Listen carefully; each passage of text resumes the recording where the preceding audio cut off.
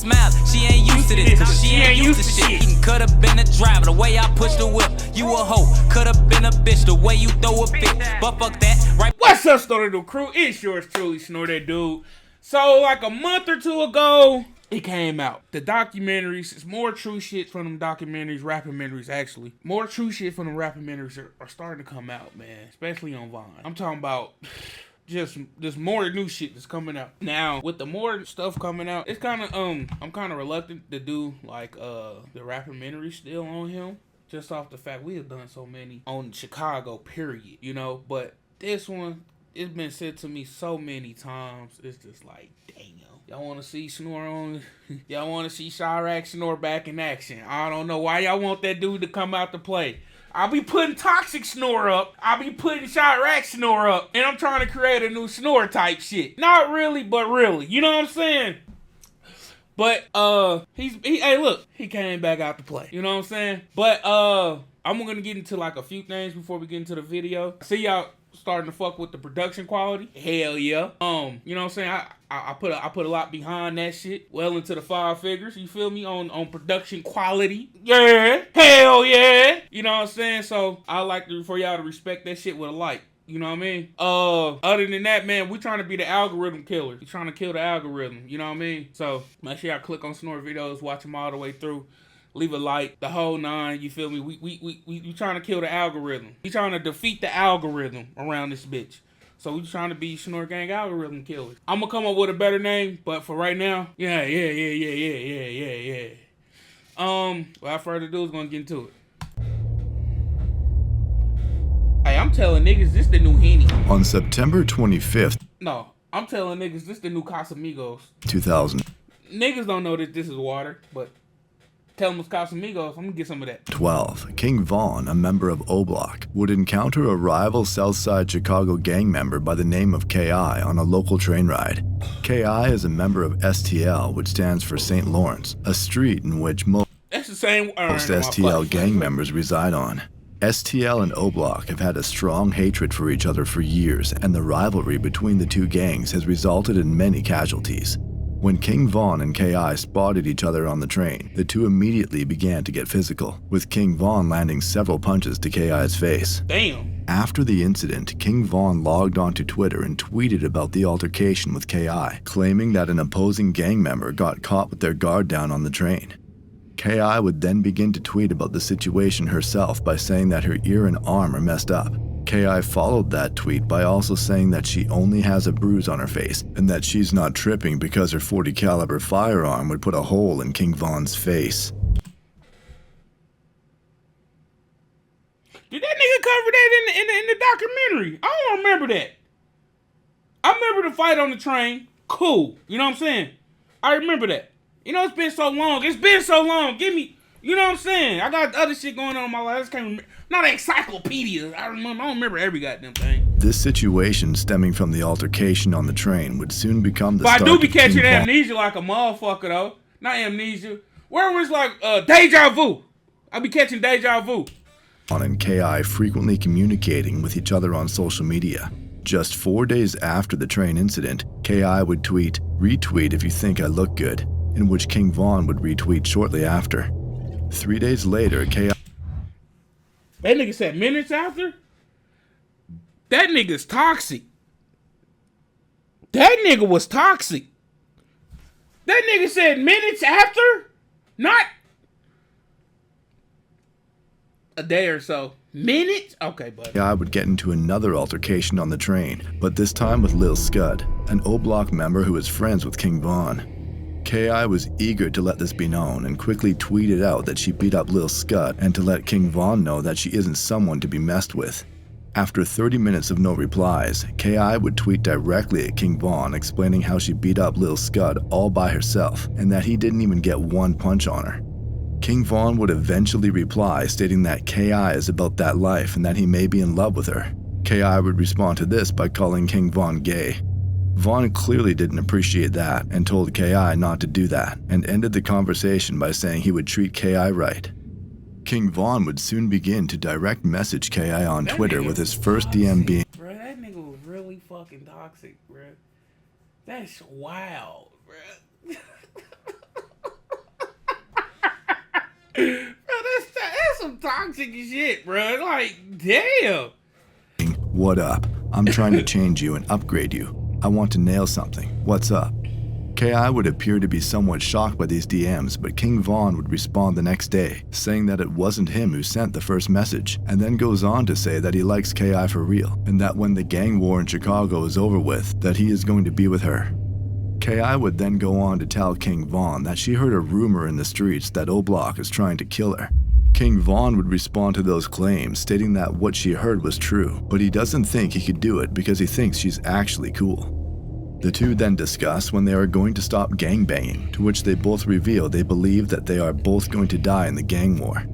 K.I. then goes on to say that she thinks O-Block feels threatened by her, to which King Von would respond with, "Look, I'm not trying to mess with you, so why are you trying to mess with me? We are just trying to get whoever. It's not like we are in a rush to get you, but I had a 9mm on me when I saw you riding my bike and was going to grab you, but the police were right there. The girl with me also had a 7mm when we saw you on the train. If we were..." The fuck is a 7? Hey, the fuck is a... What the fuck is a 7? Cause the gun nerd in me want to fucking, you know what I'm saying, holding a 7. I don't know. What the fuck is a 7?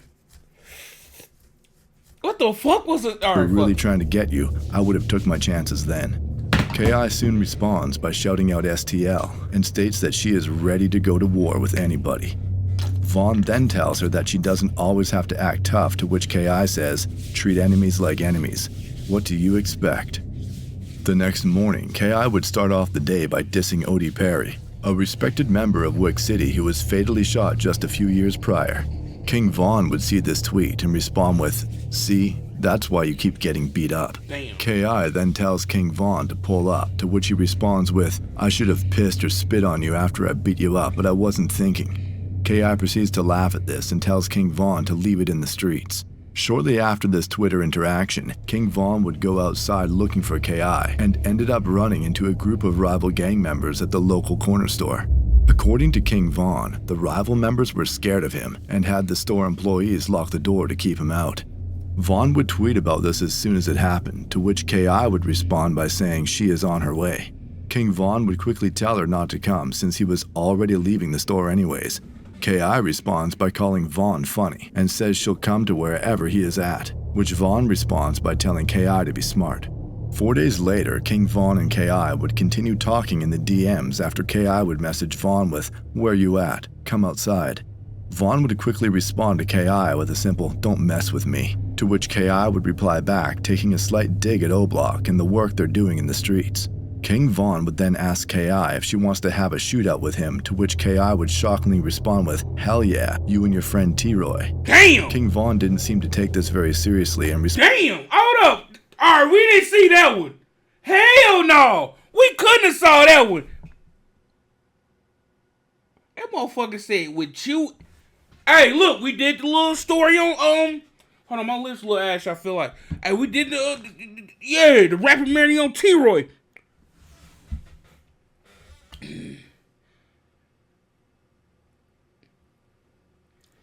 All I'ma say is, she want to have one with both of them niggas? Who gaslighted that? That's all I'ma say, cause shit, god damn! Responded back with, #very scary.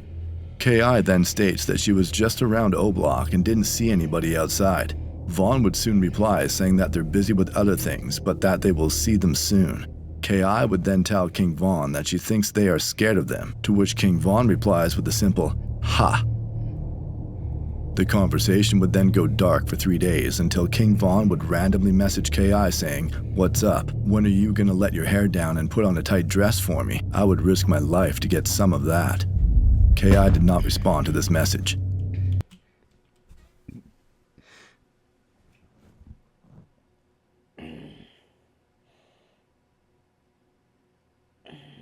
Oh my god, bro. It's so hard to laugh at this shit, bro. Cause like, you know what I'm saying, both of these folks done passed away and shit. You know what I'm saying? But my nigga. My nigga. That's... Well, fuck it.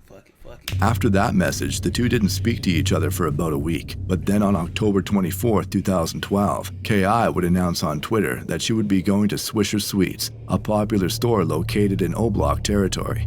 King Von would reply to this tweet moments later saying, "Don't do that. Today is not the day." K.I. would then respond by saying that she never even sees King Von despite the fact that she's always outside. Von would then say, "I saw you before, right or wrong." K.I. would respond with, "Yeah, but ever since then, I feel like you've been hiding because I've been coming through your territory ever since." King Von replies with, "I've been going to Rhodes, but I think when you come over here, I be over here." K.I. ends the conversation with a simple LOL. 2 days later, K.I. would suddenly post a tweet stating that King Von was a goofy who got beat up by her friend FBG Butta just 2 years prior. King Von would see this tweet and soon reply back saying, "And you know the other stuff I did to you guys, right?" To which K.I. would say, "You think you're drilling, but you need practice." King Von fires back by denying that he needs drilling practice, in which K.I. responds by saying, "Von is saying too much for Twitter, and that Von's friend Sharoid, an O-Block member who was fatally shot a few months prior, knows about her." King Von then laughs at K.I. for saying "on GD," then proceeds to tell her that she can ask her dead friends about him. 3 days later, K.I. would tweet at King Von saying, "I want to meet King Von face to face," in which Von would respond with, "LOL, you don't really want that, Kira." K.I. would then respond with, "See, you don't think I'm tough." 4 days later, K.I. would once again tweet at King Von, saying that she hopes people in O-Block don't actually call Von King Von, and that it's suspect if you do. King Von would respond back by claiming that he earned the name King Von. K.I. responds by bringing up the fact that Von used to get beat up back in the day. Von replied back laughing at the fact that K.I. was even talking about getting beat up, and that if it wasn't for guns, he would be walking up and down their block all day. 6 days later, King Von would make a tweet about K.I. saying that she sounds good on the phone. This would indicate that King Von and K.I. physically talked on the phone with each other and didn't just message each other back and forth on social media. Von would also make a tweet several hours later complaining that K.I. hasn't answered her phone all day. King Von would eventually get arrested on November 20th, 2012 for unlawful use of a weapon by a felon. This arrest led to King Von sitting behind bars for over a year. While behind bars, King Von's sister Kayla B tweeted at K.I. telling her that Von misses her and that she should go and visit him in jail. K.I. responded with LOL, but Kayla B followed up insisting that her brother King Von really wanted to see her. On February 11, 2014, King Von was released from jail, and one of the first things he did following his release was tweet to K.I. saying, "What's up, you don't miss me?" K.I. would quickly respond with, "What's up, when are we linking up?" King Von would then respond by asking why she never came and visited him in jail after allegedly saying she would. K.I. would not reply directly to this tweet, but moments later tweeted, "How does it feel to lose your friend while behind bars?" referring to the death of J Money, one of the top members of O-Block who was fatally shot during Von's incarceration. King Von wouldn't say anything about the tweet, but would later tweet RIP J Money in honor of him. K.I. would soon retweet this as a way of taunting him, to which King Von would quickly compose a tweet discussing Crack and Modell, two STL gang members who unfortunately passed away. While all of this was going on, O-Block was already making plans to avenge J Money after word got out that an STL gang member by the name of Lil B was allegedly responsible for the death of J Money. O-Block was ready for Lil B, but before they could meet face to face, Lil B was fatally shot by the Chicago Police Department in March of 2014 after reportedly pointing a gun at one of the officers. This means that O-Block would not be able to avenge one of their top members and were now looking for the next best thing. On April 10, 2014, K.I. would release a series of tweets regarding her future. The tweets state, "I do what I do because I know God has a day for me. You're nobody until someone kills you. That's just real. I've seen too many of my friends in a casket." Less than 24 hours after posting those tweets online, K.I. and several others were standing outside of a home on the 6400 block of South Eberhard when a man exited the passenger side of a blue Oldsmobile that was parked facing eastbound on the corner of 65th and Eberhard. The man proceeded to walk northbound on Eberhard and quickly began shooting at the group of people standing in front of the house. The suspect would then retreat back to the getaway vehicle and flee the scene going eastbound on 65th Street. 3 individuals. See, okay, but if I'm not mistaken, on the Chicago scene video, it was something about an alley. if I remember correctly. It was something by the alley, wasn't it? I'm gonna just let this dude rock right quick, but the fuck is that? Anyway. Were hit during the situation and were immediately rushed to nearby hospitals.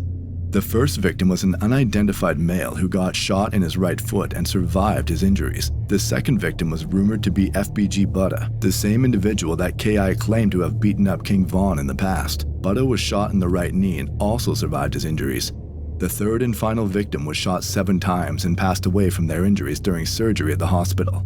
That individual was KI. Detectives would arrive to the crime scene shortly after and began to interview anyone who saw what happened.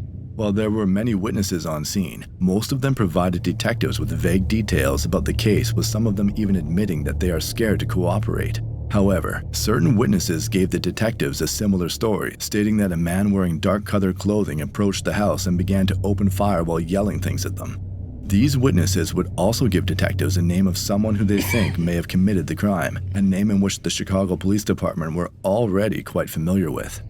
Over the next couple of days, authorities would continue to investigate the homicide of KI and eventually developed a photo spread of potential suspects. Witnesses were soon called in to view the photo spread, and almost all of them were quick to point out the same suspect whose name was given to detectives on the day of the crime. Then on April 29, 2014, just 18 days after the murder of KI, Davon Bennett, aka King Von, was taken into custody by Officer Fernandez of the Chicago Police Department's Fugitive Apprehension Unit to be interviewed by detectives.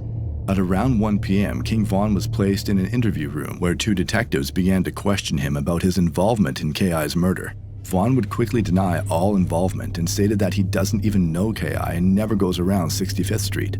The detectives would then ask Von if he would be willing to do a polygraph examination, to That shit won't hold up in court. A polygraph will not hold up in court.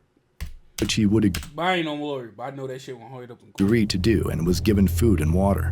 While this interview was taking place, 4 cooperating witnesses were called in so they could view an in-person lineup of the suspects. The first witness to view the lineup told authorities that they were unable to identify the suspect, while the second witness pointed to King Von and said it could possibly be the suspect but wasn't sure. The third witness couldn't make an identification but verbally told detectives it was King Von. The fourth and final witness viewed the lineup and pointed directly to King Von. 2 assistant state attorneys would then arrive shortly after and began to review all the evidence in the KI case. Detectives would then go back to the interview room to check King Von, where Von would begin to tell detectives that he changed his mind and will no longer do a polygraph exam. King Von then starts giving detectives an alibi, claiming that he checked in at his parole office on the day of KI's death. Detectives immediately started looking into Von's alibi and was able to confirm that he did in fact check in at his parole office, but there was still 30 minutes of unexplained time where he could have still committed the crime. Then on April 30th, 2014, the Cook County State Attorney's Office would announce that they are declining to prosecute King Von for the murder of KI due to inconsistencies in the witness statements. This would mean that internally this case is solved according to the Chicago Police Department, but to the public this case is still unsolved with the suspect still at large. King Von was then released from police custody around 6:30 p.m. that same night. Less than 2 hours later, King Von would tweet, "I'm so happy and grateful. I'm too real for this." King Von would then go on and get arrested for another murder less than 3 months later. He sat in the Cook County Jail for over 3 years while awaiting trial. During the trial, King Von was acquitted of all charges due to lack of evidence and was released back into the free world. After being released, lifelong friend and rapper Lil Durk would take King Von under his wing and attempt to turn him into a gangster rap superstar. Within a matter of months, King Von would become one of the top street rappers in the music industry, with his music surpassing tens of millions of streams each month, and even received co-signs from A-list celebrities such as NBA star LeBron James. Then, on November 6, 2020, King Von's iconic music career would be cut short after he was fatally shot in Atlanta during an altercation with another rapper. King Von was 26 years old at the time. Here's my thing, though. So, after all of that, like, how often do police release, because they released a document saying that Von was, like, their number 1 suspect or something like that. I think it's rare, but I don't be going out looking for that type of shit. I rarely see court documents, but when I do see them, I don't see that, oh, this was our suspect. This was our guy. Even though a lot of that shit is public record for the most part, but I don't be seeing that shit. So like, what I'm trying to get to is how often do the police department be releasing like documents of that thing, like of such nature? Because like, why would they do that? Like, why would they do that? That one though, it sparked more talk. Who found it? Like, you know what I'm saying? But for the most part, RP to all the people that's life been took in this video, or you know what I mean, talking about people that's passing this video. Other than that though, man, it's your boy Snorm. I'm going to get the hell up out of here.